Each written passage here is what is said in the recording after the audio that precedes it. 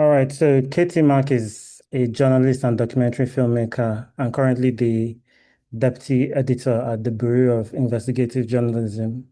She previously worked as a producer and director for BBC Current Affairs, where she made investigative and undercover films for Panorama and Africa Eye. She has worked throughout Africa and the Middle East. Her focus has been on stories from underreported and disadvantaged communities.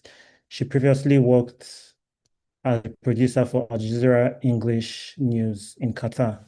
She has worked on a range of stories from the rise of extremism in Nigeria to the Ebola outbreak in Sierra Leone, an investigation into racism in the British Army, and a GLAAD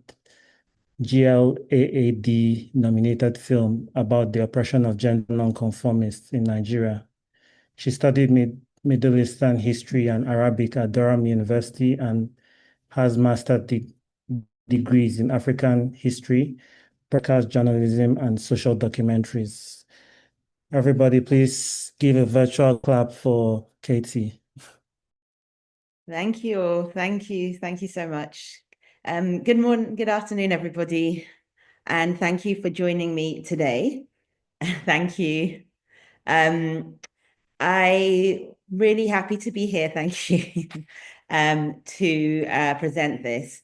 I will share my screen with you, but I'll just talk a little bit about the kind of documentaries that I like to make. You've just heard, I make films. I've made a lot of films, mainly for the BBC. I'm currently a journalist. I work in investigative journalism, but my background has always been in documentary filmmaking. So I hope to give you just a few tips and some essentials that I feel are really important to making a really good and impactful documentary. So please, if you have any questions, you can ask me as we go on if you just want to type it or ask me, but I'll also leave like 5 or 10 minutes at the end to go to ask some questions. All right, so I will go ahead and start. Let's share my screen.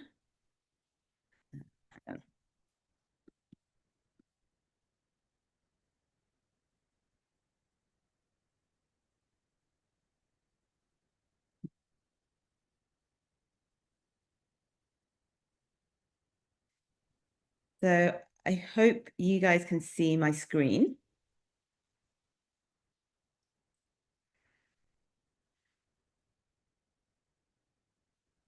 So this is about how to tell true, powerful stories through film.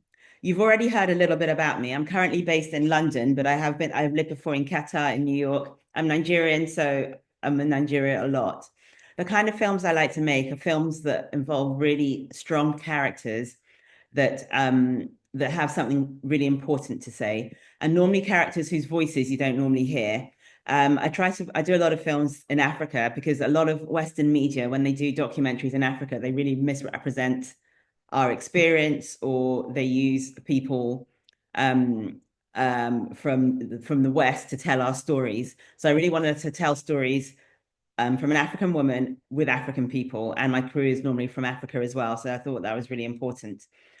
All right, I'm going to start, and I hope this is not going to be too basic. But first of all, what is a documentary? A documentary is a non-fiction film that tells a true story, explores real people, events, and issues. Documentaries can be so powerful. They do more than entertain, they inspire, they inform, they challenge, they can persuade people, and they can show people a point of view they've never seen before. There's no one formula to making a successful documentary, but there are a few things that you can always use that are key elements that make documentaries not just good, but unforgettable. And I want to share some of those with you. And again, like I said, if you have any questions, please ask me. Okay. There are really 6 types of documentaries, and within that, there's a lot of different types of documentaries, but there's 6 forms of documentaries that people normally use. One is called expository, which explains an issue using, this is the kind of documentary you normally see. It's when someone's talking, it uses narration, it uses facts. It's like news documentaries, the kind of thing you would see on TV. These documentaries are the easiest documentaries to make because you have a story and you get someone to tell the story. You get a character that can tell the story, and it's the ones that you would normally see. The other kind of documentary is observational. Now, observational documentary is when you just follow an event as it's about to happen. So you just follow real life, you follow someone's life, you're just filming. You're not really asking a lot of questions, you're not really doing a lot of interviews, and you're not going to have narration over the top. You're just going to let them tell their own story. This type of documentary is actually very resource intensive, and it's a lot harder to make than a documentary that uses narration, because you have to capture so much footage to be able to tell a story, and you have to follow someone for quite a long time, or follow a story for quite a long time, so it unfolds in real life. So that's the second type. A participatory documentary. This is when you, if you guys are going to be into making documentaries, as the filmmaker, becomes part of the story. This is when the filmmaker becomes really involved. So you're giving your opinion in the film, you're interacting with the people that you're filming. You might be in the film yourself, not just your voice, but you as a character. This type is normally it doesn't happen that much, because normally as the filmmaker, you kind of want to stay out of the story, but sometimes you get drawn in to the story. Reflexive documentaries is when you tell people how you make a documentary. Poetic documentary is a kind of visual art documentary, when you use visuals and sounds to create emotion, rather than tell facts. So it's like a poem, it's a visual poem. And then performative, this is another type of documentary that is quite common, is when people's personal experience and emotions carry the film. So, sorry. Now, there's a few elements that make a good film. So when you've chosen what kind of documentary, one of the 6 types, these are the kind of elements that you need to have in that documentary. So you want a story that has really strong emotions, and that when you show it to people, they will feel something. You want the story to have relatable, complex characters. That means characters that people will immediately, whether it makes them feel happy or sad or angry, but characters that through them the truth comes out. Structure is really important. So I'll go through these like this, but I'll go through in a bit more detail some of the more important ones. Structure is really important. Choosing the right type of documentary is really important. You want to have really good access. So you don't want to be telling a story from far away. You want to be able to tell the story and be close up. Cinematic quality and visual impact, because documentaries are a visual medium. So make sure you've got the really, you want it to look beautiful. You want the things around the story, not just the character, but let's say the destinations you choose or the way you film it, to also make an impact. And then normally for a documentary to make an impact, you can tell one person's story, but it's good if it's emblematic of a bigger theme and a bigger insight into what's happening in the world, or it's not just, it's through one person, but a lot of people can relate to it. So I made a film, and I'm going to try and go through how I went about making a film. This was when I worked for the BBC. At the BBC, I was a director. And there would always be loads of stories on the website, but you can't make them all into films. But I saw this story. This was here in London. This is about this story is a neo-Nazi group. This is a far-right racist group here in London. They used to be in the British Army, and they were being charged because they wanted to basically make sure the army was just white people and kick out minority soldiers. The British Army right now has soldiers that can come from the Commonwealth. So I saw this story and I thought this would make a really good film, not because of these 2 people, but there are a lot of people from the Commonwealth in the army. So if I can talk to them and find out their experiences, I can make a film about it. So I went about, that was just a news story. This is a really good way to try and find documentary topics. I saw the news story. I thought there's more to this story. So I started digging and finding out who I could speak to. I wanted to make the story from the point of a Commonwealth soldier. So I wrote an article about racism in the army and how a lot of Commonwealth soldiers were feeling that there was a lot of racism. And from this article, I started getting people coming to me, telling me their story and their experience. So once they started telling me about their experience, I then turned it into a film, which I will share with you. I'll play just a little clip from it, if I can get this. I'm going to try and play a clip from. This was a film that I made with BBC. In the end, it came out with the BBC. If I can just get it. Let me find the clip. Okay, so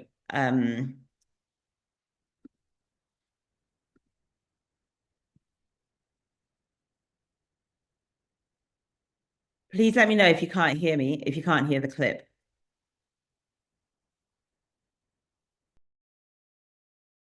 This is just a little section of it, this is from the character that I found. Your career is screwed.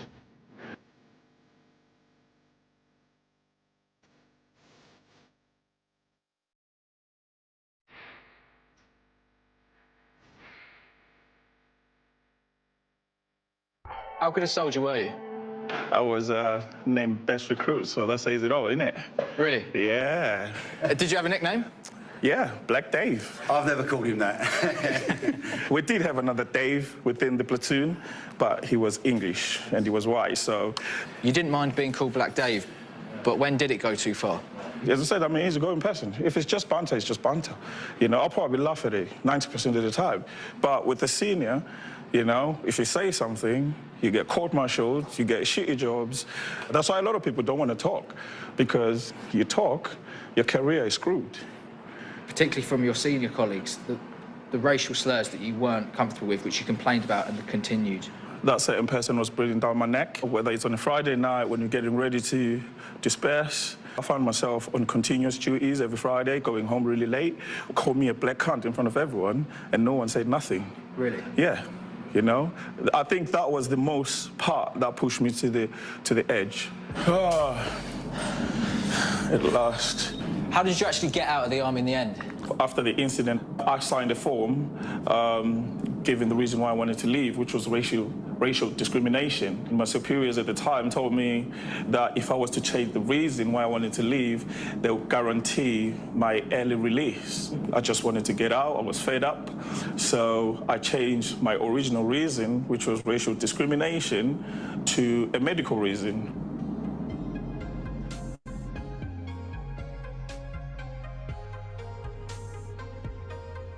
Say hello, Ralph McCollison. Hello, Ralph McCollison. All right. Joe? Good to see you. Good, mate. Did you know David then? Yeah. Yeah.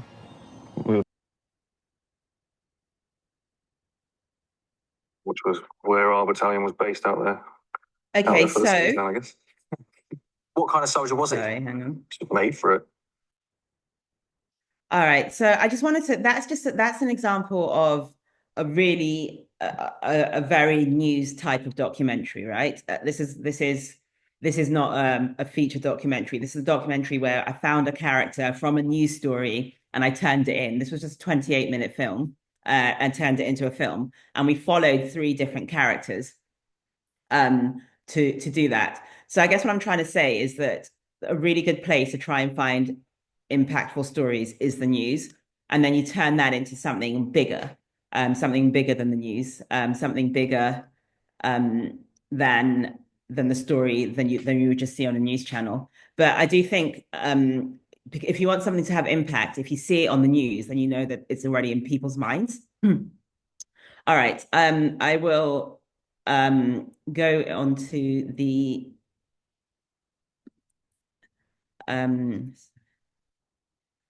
I will go into a bit of detail about the kind of things that would be really good. Oh, sorry, someone in the chat. Okay, sorry.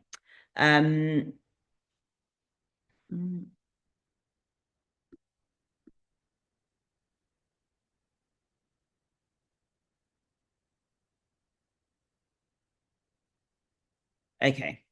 Like I was saying, some really important things. One of the really important things to create an impactful documentary is to have a documentary that is emotional and connects with people. So a documentary, it needs to have more than an interesting topic. It needs a story.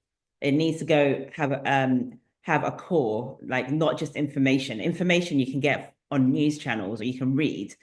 So what are you doing that's different in your documentary? It's about connecting to people so that they understand the story. You have to take people on a journey, right? So you have to have emotional highs and lows. You have to have a personal struggle. You see growth or transformation. These are just examples, but it has to have something where there's a change. So you can't just have the same pace the whole time or the same thing the whole time. You need to have an arch, like it starts somewhere, it goes up and it comes down again. And viewers connect mainly through characters, although of course you can have like nature documentaries or documentaries maybe about cars or something like that. But for me, the kind of documentaries and films I make always have a strong character. So there's a really good documentary called Hoop Dreams, which I've just used here. And if you ever get the chance to see it, it's really good. And it was a really good example of an emotional story. So it started with someone's dreams. They wanted to be a basketball player. And it showed the challenges they went through. They were living in the south side of Chicago, and they weren't, they were living in a lot of poverty. And they eventually made it as basketball players. So the emotion, it won an Oscar, and it was a really good film. And the emotion matters because you set up that hope and you set up that dream and you take someone on that journey. That's what a good film should do. Like I said, characters are really important. You need your audience to connect with the characters, and you want people to feel that it's authentic. So your character doesn't have to be someone's famous or special. It can be someone really ordinary, but they're just authentic. It can be a public figure. It can be an individual that you find really interesting. You could go out on the street any day and find someone and make a film about them, because everyone will have something interesting about it. It's about you. It's about them being real and authentic. So on that, I'm going to show you, there's a documentary I produced for HBO. It was about gender nonconformists in Nigeria, and I want to show you the trailer.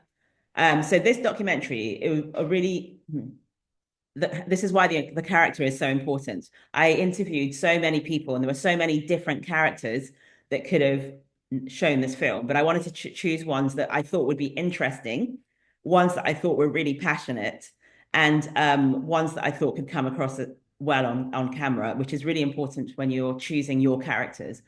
But if you don't choose the right characters, the film won't really resonate. Anyway, I chose a couple of characters, but this is the trailer for the documentary. Again, let me know if you can't hear it, but I think it should be. It is punishable. 14 years imprisonment to be gay. It's annoying. Every Nigerian have the right to party. So why should these guys be arrested? Because they were perceived sexuality. I came to the US with one bag, no one friend. Nobody is free until all of us are free. I feel guilty because I have people back home who cannot have this that I'm having. That country is a waste of time. Just leave it behind. On Sunday, intelligence arrested 57 homosexual youths. Someone died there. Someone died. It's about being able to make a change and make a difference. So going to Nigeria is something I need to do. We have a community that is shown how to survive by themselves. The definition of a gay is when you are caught having sexual intercourse with a guy and they didn't caught me. The whole world is watching me, so do your worst. For Nigerians, we fear what we don't know. When are we going to overcome all this? Nigerian and God community, this is the time for change. I want to encourage billions and zillions of people, telling them that you have rights. Do you know why? Because you're human.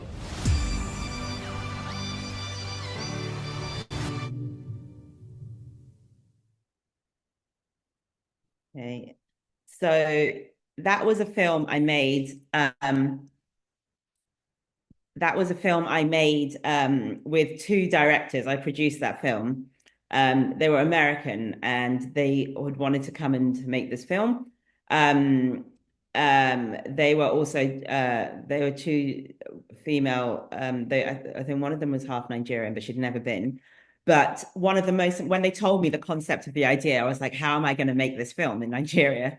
What do I need to do? How do I make sure it's safe? And how do I tell this story? And I'm also really aware this whole time that this is for an international audience. So I'm aware of how I'm presenting the country, you know, because there's always some light that Nigeria is presented abroad. So what I did is I saw that news clip of the arrest. And so I went to go and try and find some of the people in that news clip and then followed their story for about a year. In that time I spoke, you know, this is a community I did not know anything about personally myself, but I got to know them and I got to see how strong their characters were. And I knew this would be a really strong film. So that's the importance of just making sure you find the right characters and then making sure you follow it and make sure you find characters that people can relate to. What am I doing? Am I still sharing my screen? Yeah, you are. I am. Okay. Second part, let me go back to this. Okay. The other thing I told you is the other thing that's really important is structure. So you can have the best idea, the best story, the best characters, but if you get the structure wrong, your story will fall flat. Or if it doesn't, you won't do justice to the story you're trying to tell. Now, this seems really basic, but there's the structure, there's a narrative structure. It's to have a beginning where you introduce the issue and the characters, to have a middle where you develop conflict and tension. So that's like, you know, you set up what the story is going to be. What is their journey going to be? You can't, you know, what will people see in the middle before they get to the end, which obviously makes a resolution or, you know, or a call to action. But what you want in your film is you want to build tension, or you want to reveal some information or build anticipation. So again, this is what I'm talking about. You can't just have one tone. You really want to have this arch where the viewer follows a character or a story on a character on a journey. So just building a journey is the most important thing, and making sure that people want to keep watching. Like after they've seen the beginning, why do they keep want to watch the next scene? Why do they want to watch the next scene? You want to hook someone in with your story. So a structure is such an important part of that. So this is what you're doing. So you've chosen your story. You found what style of documentary you're going to use. You've chosen your you've chosen your character, and now you're going to ask yourself, what style will you use? And what style you use is really important. It makes a difference in how you film it, what kind of interviews you do, what settings you have. It will impact how you shoot, how you edit, and how you structure your film. And it also impacts how viewers connect with the story. So the main things you want to consider is, will you have interviews? So will the film be interview-led? This will normally be you sitting down, interviewing someone. There'll be narration over it, and there's a lot of B-roll, which is what you use to kind of cover the interviews. Will it be narrator-led, which is where a narrator explains the story instead of the character, adding context to the scenes? So most news documentaries are narrator-led, but most feature documentaries will be interview-led. So narrator-led allows for more control because you don't have to see everything happening. Someone can tell you. But heavy narration overwhelms visuals. So you want to be really careful with what style you choose. You can have presenter-led, which is where a presenter guides the audience through the stories. And then you can have observational. Observational is also called fly on the wall. This is where you literally just stand there with a camera and you capture events as they happen. There's no narration. It's just showing you really, truly what is happening. These films, like I said at the beginning, they take a lot longer to do, because if you're just filming someone's life, you know, how many exciting things happen? You have to film hours and hours and hours. Whereas if you just film exciting bits and have a narrator, then you can put things together. But observational films are really, really compelling when you get the action. I would say the other thing to remember is that this is visual storytelling. So don't just show, you've got to tell as well. Choose meaningful locations. If you're filming something about, water pollution, film near water. If you're filming something about your village, film it in the village. Like, just choose locations where the character is sitting in front of something, where the picture also tells a story. Think about how you film, like powerful close-ups. In documentaries, you'll normally be following someone around unless you're doing the interview. So think about the time of day you film, like natural lighting at certain times of day is better. If you're filming, like if it's quite a dark story, you might want to film, if the story is kind of sad, you might want to film like early morning or like late at night. If it's something that you want to film that is a happy moment, you want to film that in the afternoon. But every image supports your storytelling, and the visual is part of that storytelling. The other thing is that the really important thing to do, I'm just gonna stop sharing for a second. Okay. A really important thing that great documentaries do is it gives the viewers access to people, places, or situations they wouldn't otherwise experience. Like, the world is so big, our country is really big. There's so many things that we haven't seen. If you get access to something that you think, this is so interesting, I need other people to see this. That's such a good way to think about making a documentary, and such a good way to think about a topic for a documentary. This isn't just about getting behind closed doors. It's about gaining trust. So access, you got to, to get really good access, it's really, you don't just start with a camera in someone's face. You go and you talk to them. It might take you years before they even agree to be on film. But once you have that trust with that person, the way you film them will be so much more natural, and they'll feel comfortable with you, and the stories you can get from them. What I do quite a lot of the time is I won't use my first interview. So I'll film someone, and then if this is even after I've got to know them, then I might do it again, because by the second time they're a lot more comfortable with me and they're telling me stories. And it's quite hard for people that have never been on film to get used to a camera. So I think it's really important just to build that trust with someone and build that kind of authenticity with someone. I also think something I'd really like to emphasize is ethics and responsibility. I've worked a lot here in the UK, and what I find is that, especially when people work in countries in Africa or Asia, there's a lot of manipulation and kind of abuse of power sometimes. There are ways people work in Africa that I don't see them working in Europe. So we ourselves have to make sure that when we go places, we respect our subjects. We avoid manipulation. We can't lie to them to get them to be on the film. You don't want to misrepresent them and show them in a certain light that isn't true to who they are. Always get consent if they're going to be the main character, or even if they're going to be in the film, unless it's on the street or something, you really need consent.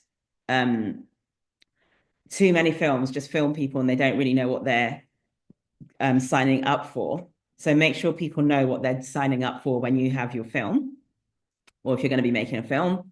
And just be fair and accurate in the way you present whoever they are.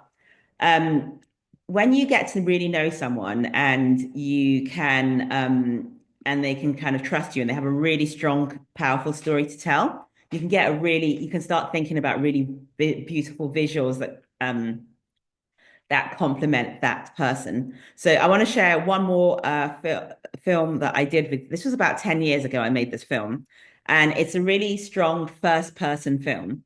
And what I hope it does is it shows you how the story and the way I filmed it matches up with the story. And I wanted to use this example actually because it also happens to be about an art form that is very uniquely Nigerian.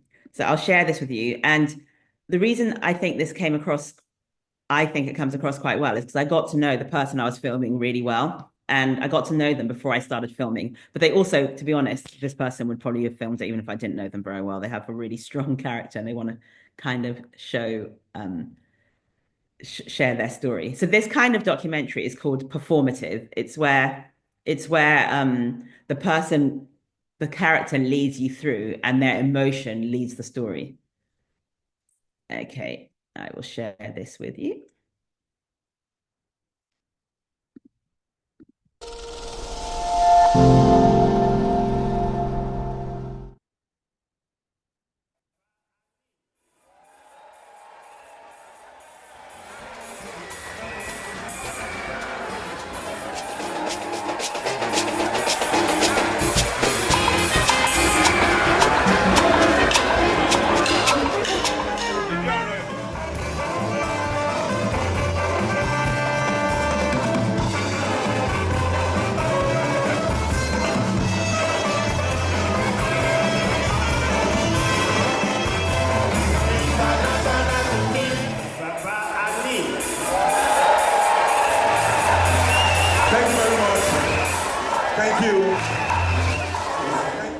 We young Africans, this music has a whole lot of meaning. But I think Afrobeat is bigger than just music. So I always say Afrobeat is a movement. It's a musical movement, it's a political movement, it's a cultural movement, it's a social movement. The message is about the emancipation of the Black continent.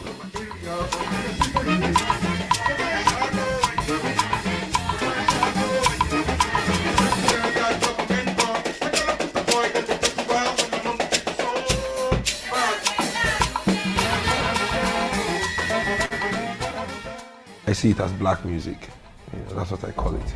It's all Black music, from jazz to soul to funk to rock music, blues, everything is Black music. Black music played a big role in the freedom of Black people. I think in the 60s and 70s, you could not truly be an African artist without having a political edge. To be an African American artist without having a political edge, all the really big names from Marvin Gaye to James Brown to Isaac Hayes, the real big African bands, were all political, and they stood for something, they stood for change. We can't tell who the oppressors are anymore between who is worse off, the Black so-called rulers or the white multinationals. We can't tell anymore. Afrobeat's impact in Africa is enormous. Afrobeat stands as that voice that represents the true situation of the people.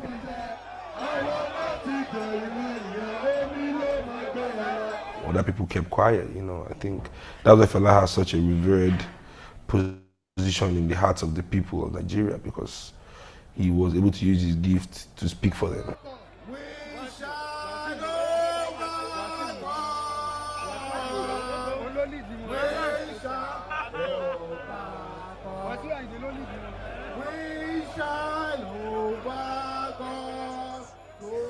For me, I didn't know of Occupy Nigeria when I went out on the streets.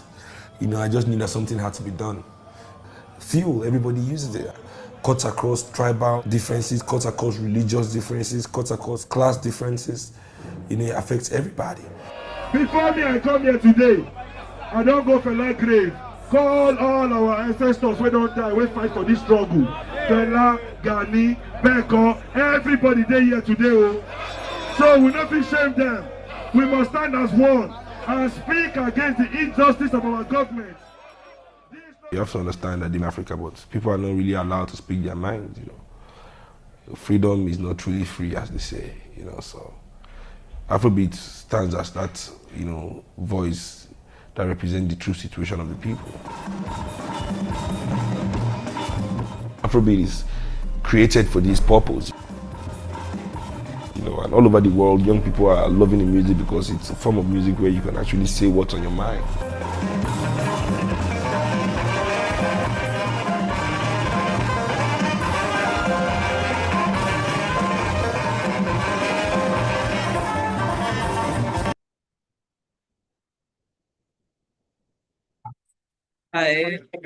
Sorry. Okay, so that was just a really short film I made. It's an example of just like Thank you. Thank you. It's just an example of finding a strong character that has a really interesting story. And a really good way, I think, to get into making documentaries is just short films that are like visual and powerful, because you don't need a lot of time to have a really powerful film. And that one I did with a British newspaper called The Guardian, and I didn't even know I was going to do it. I was in Lagos in 2012 when the Occupy Nigeria movement started. So I was a journalist. I was doing journalism, but also making films. But I was working at the time for Al Jazeera, so I was there covering it for Al Jazeera, and I just thought I can start filming what's going on around me. Just started filming what was happening around me. I saw Shane was really into that movement, so I went to go and I became friends with Shane, started speaking to him, and I said, let's just do this. And so I just followed him doing it. Then the next summer he was in London, so I filmed him some more, and then I put it all together, and it turned out to be a really good short film. So I think it's really, I also think it's really important not to get too caught up in trying to make everything perfect. Sometimes if you have a phone, just get out your phone and film things. Put it together, find someone that's saying something interesting. You can find anybody that has something interesting to say, and get it together. And I would say I'll give everyone, I'll have a few minutes because I have to go quite sharpish at one, but another thing I think about a great documentary should be more than just telling a single story. It can focus on one person or an event, but it should be universal. So everybody can relate to it, or as many people can relate to it. It should have one universal truth that you could be in London or in China or America or South Africa, and you can watch this film and you can have an emotional reaction to it and you can relate to it. You might not relate to what that person is going through, but you can relate to the human emotion.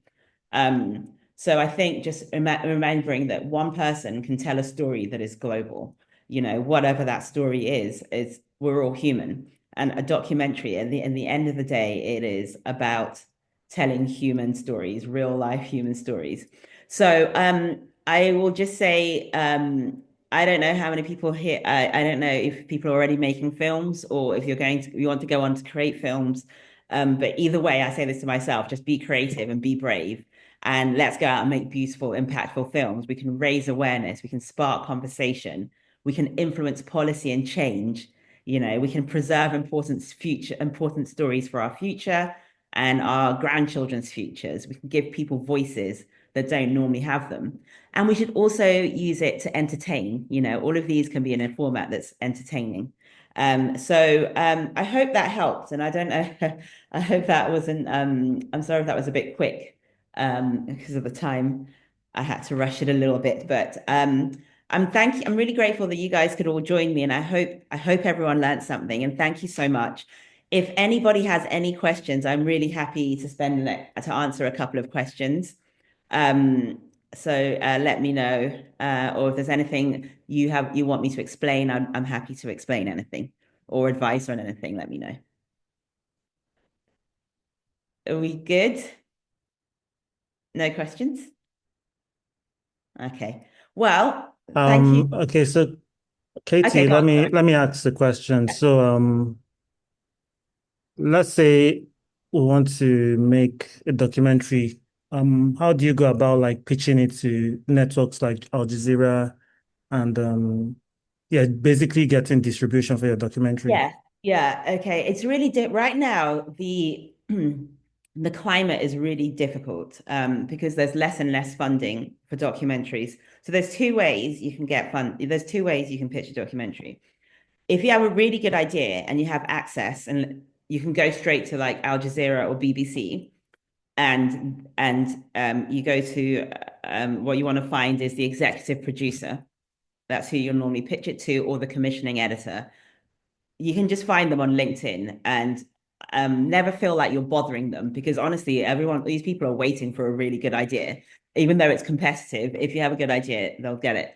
If you do it that way, where you have a plan, or a memo, we sometimes call it, and you have access already. The main thing is to have access to the person that you want to do the story about. And that's what an access that they can't get. Then you pitch it, then they will fund the documentary for you. So they will then work with you. They will commission it and work with you to make it happen with their money. That way is it's hard, but it's the best way to do it.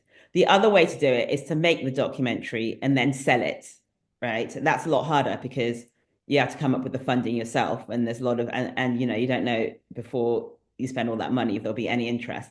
But a lot of feature documentaries, that's normally what normally happens is you start making it, then you go and find funding. I can share, maybe I can share with you, Sele, some of the fun places you can go to funding. I don't have it now, and then you can share it with the network. Yeah, definitely. Okay. So I'll share And then the apply for, recording and the links. yeah. Okay, so you can apply for funding, start making the film, and then what you really want to do is try and get it into film festivals so it can be into a wider audience, and hopefully someone can see it and buy it. But the easiest way, especially with news documentaries, so like Al Jazeera, you would pitch your film, you would send an email with a pitch. The most important things to include with the pitch is you want the story, you want the characters that you have access to, and you want a kind of timeline of when you can do it. You don't want it to be too long because they're not going to read it. You want to make sure the top line is really powerful, like this is a story about, and just say it because they might get a lot of emails and you want them to carry on reading. But when I say access, what I mean is, let's say there's someone in, you know, I don't know, whatever the story is. Let's say that's someone, because otherwise, if you don't have the access, they could just go and make it themselves. They don't need you. So you want to make sure, like, I've spoken to this person, they're willing to be in the film and they want to work with me, you know, so that someone doesn't take that off you. So that is that. For feature films, what I did with, I had one, I remember I was trying to make a feature film about, sometimes people approach me, but normally, I remember there was one about 10 years ago. I had a really good idea. I applied for funding, and then I applied to film festivals in like Europe and got it in there. And then when I was at the film festival, a distribution person saw the trailer that I'd made, didn't have enough money to finish the whole film, and then they offered to fund it. The other thing you can do is look at production companies. So not just Al Jazeera or BBC, there are lots of small production companies, independent production companies. And you can pitch your stories to independent production companies because they're also looking for stories. And what they'll do is they'll normally have contacts with bigger platforms like Netflix or Amazon who use these production companies, but they're looking for filmmakers to come to them. I think now is a really good opportunity, by the way, for African filmmakers, because we have the talent and we're in a unique space where people are realizing more. They don't want films. They want to watch films about Africa and the West, but they want to make sure they don't want to feel like they came in and made it and took over African voices. It just doesn't go down very well anymore. So I think just having interesting ideas. When I was at BBC Africa Eye, one of the things that was really good was that the reporters I used to work with, a lot of them, you have so many contacts and people that you know that you don't even realize would make an interesting film. The reason why BBC couldn't come and do some of the films we would do without using people from the countries they were working in is because people wouldn't talk to them. So if people will talk to you, then you've got a good chance. I think access is really important. And also don't be scared to just pitch to people because all they're going to say is no. So just get a list of places that will that do documentaries and get it out to them. Okay, I think Alan had a question. Hi, Alan. Hi, good afternoon.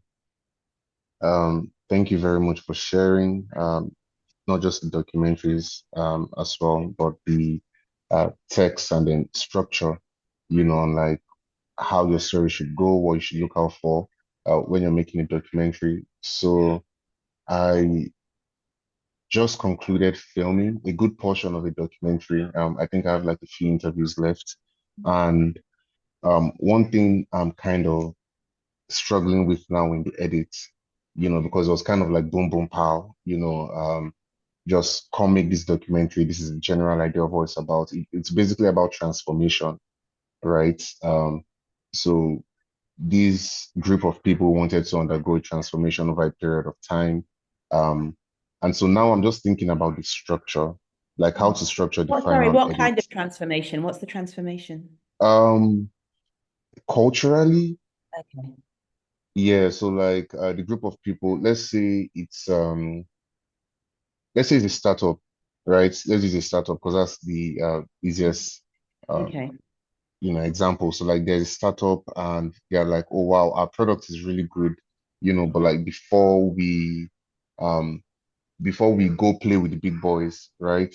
We need to like do this kind of like cultural resets, and like know what really matters to us, and all that jazz, right? So now I've spent a lot of time with some people just trying to like do personal transformation. So how do you even how do you show like, oh, this person was a type of way in the beginning and now they're a different person at the end, Yeah, the structure. Is that what you're asking me to structure that so you can see that transformation? that transition?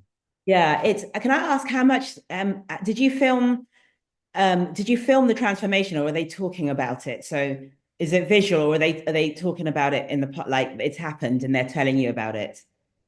So I have a mix of both. I have like interviews of people sitting down and saying, I have talking heads of people saying, this is what I'm expecting, this is what I'm hoping it would be, that's at the beginning. And then in the middle, I have like a whole bunch of activities that people are doing, Yeah.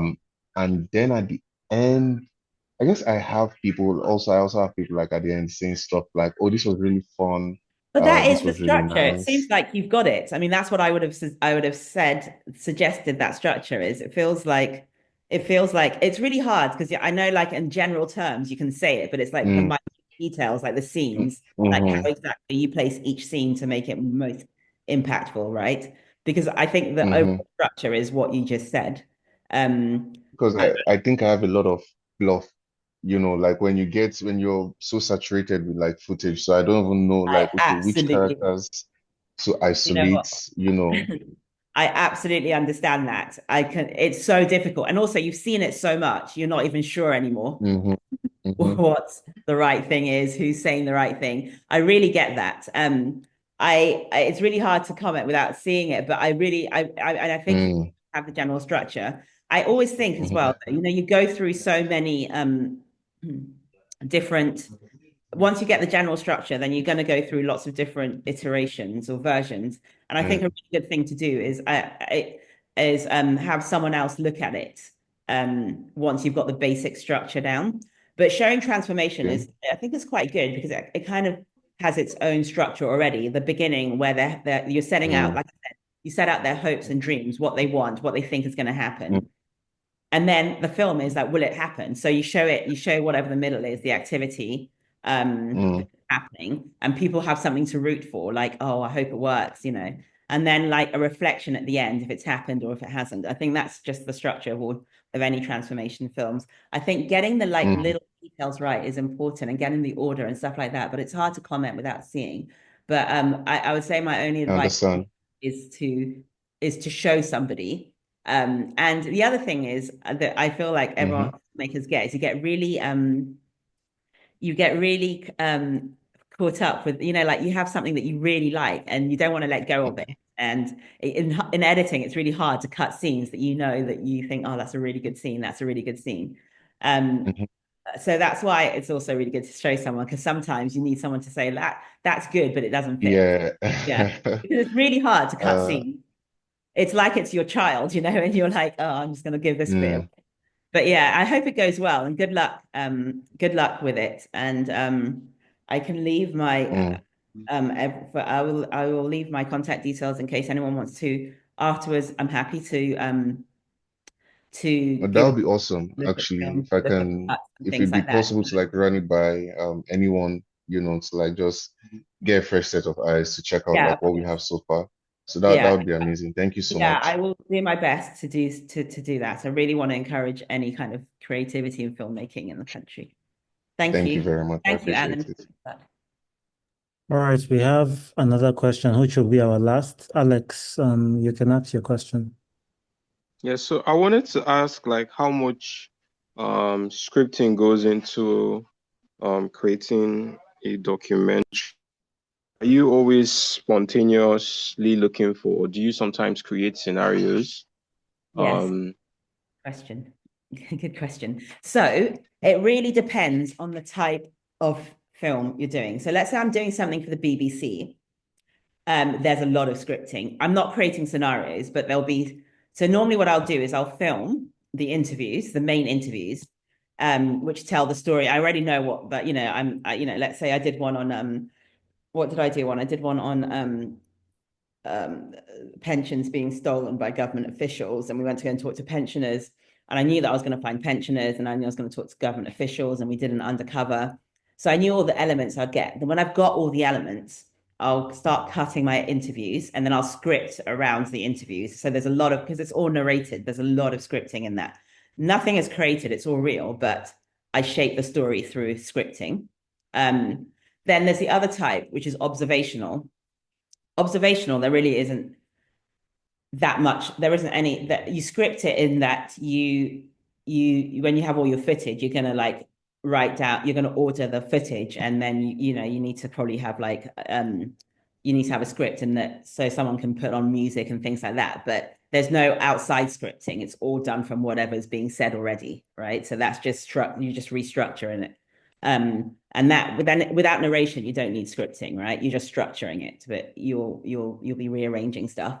And then in terms of creating scenarios, once I did a recreation where I was doing a film where we needed to recreate, so we needed to film some recreations, and so there, yeah, you shouldn't really be creating scenarios in documentaries, but you can make things happen. For example, with the HBO film, the guys, we wanted to see them like if they were at a party. So we found a party and they went to the party. So we didn't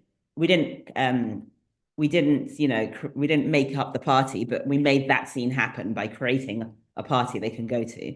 Or you can make them people go to an event so that you can show them in a different place. Sometimes you do that. That's just part of directing. It's like nothing's made up, but you will direct people to go to some places or not go to other places. Or maybe you're dancing on the beach, or you're like not, or instead, or a hotel or a rooftop. That's all part of the directing. But in terms of like making up, I mean, you can't make people reenact stuff, in interviews, you can make them re-say stuff, but no one should be really reenacting anything. Yeah, I think news documentaries have a lot of questions, a lot of scripting. Observational documentaries, not hardly any scripting. If you wanted to go into something like reality, reality TV, that is all scripted. That is only scripted, really. I mean, they make it seem like it's real, but it isn't. They script, they really make scenarios to get people going. But yeah, I hope that answers the question. Okay, so our very last question from Tio Luwani. Okay. You can go ahead. Hello, Ma. Thank you for such wonderful insights. I really appreciate it. Just a quick question. Many a times when I watch documentaries, always concerning some form of social vices like problems, racism, gender-based violence, and a lot more. So is that what documentary is restricted to? Don't we have something cool or entertaining? Because I know people usually say cool and entertaining stuff should mostly be for movies, but do documentaries have to be serious? And then in what form can you inculcate like cool and entertaining things to also be in a documentary? Thank you, Tia. That's such a good question, and I really appreciate it, because a massive issue for me why I left BBC Africa is because I felt like it was all negative, and there wasn't any, and it was always a problem. That has its place, like revealing social problems. That is one of the things a documentary can do, and that is good. But I was so fed up of it all being like that, especially as it was about Africa, and I felt like it was just painting one side. So absolutely, documentaries should also can and should be entertaining. They can and should be about fun things. They don't always have to be negative. They can be about really beautiful journey, like, you know, like things about art or cooking or music or, you know, I watched a really good documentary once about the sushi. He was a chef in Japan and he really loved making fish. And it sounds really basic, but it was a really fun documentary. And I think sometimes as well, people get overwhelmed and fed up with just negativity.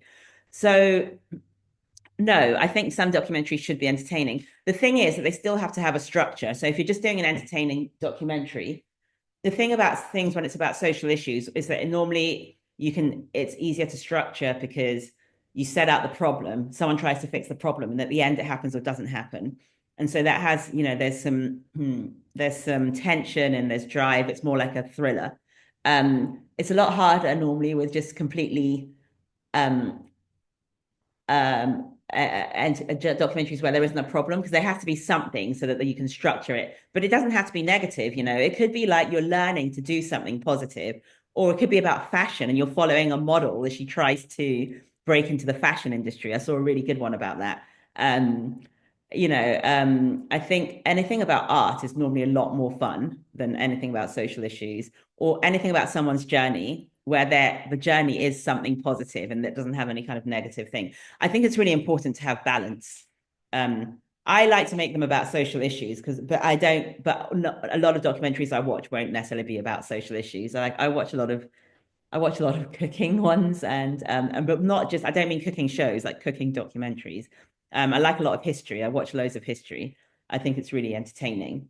Yeah, so no, I think no, it does not have to be about something negative. And I think if people want to go out and make really positive documentaries, especially to show different sides of, you know, like the things people, what's always really surprising is if you take a subject that everyone thinks is only negative, and then you show that there's some, you know, like if people think about Nigeria, they might think about, you know, I don't know, whatever they're thinking about here. And then you show, no, there's actually some really funny people, comedy or cool things, or, you know, like actually also comedians are really good people to follow as they try to break into the comedy scene, or someone trying to break into a new scene who is doing something fun and cool. Yeah. And I also think, you know, now I'm a bit older, but like younger people are not trying to just watch just negative stuff, and you're watching it in formats that are on social media. I mean, you can watch documentaries, and those kind of things aren't necessarily, people don't want to just watch, you know, it's more opportunity to do something positive. And also mentioned the documentaries can be quite short, and you can just do something really sharp and short and fun. And I would really encourage anyone to do that. But thank you for that question. And yeah, thank you, all of you. I really appreciate that you all came to listen, and I really feel that I hope you learned something, and it's just really great to talk to filmmakers and people that are interested in film. Yeah, thank you. I will I will share some contact information and some links for funding if anyone wants to know, and I can share my presentation, Stella, if that's all right. Yeah, totally. Okay. Yeah, thank you, Katie, Thank you all. Have a great day and good luck with everything you're doing. Katie. Bye. Thank you for sharing. And on that note, there are going to be not just social issue documentaries at the festival. There's also some kind of cool, light-hearted ones. The festival starts tomorrow. Opening film is To Adego with Love. And yeah, you can go to our social media to find the schedule and, you know, choose what films you want to check out. Thank you for showing up, and see you at the festival. Have a nice day.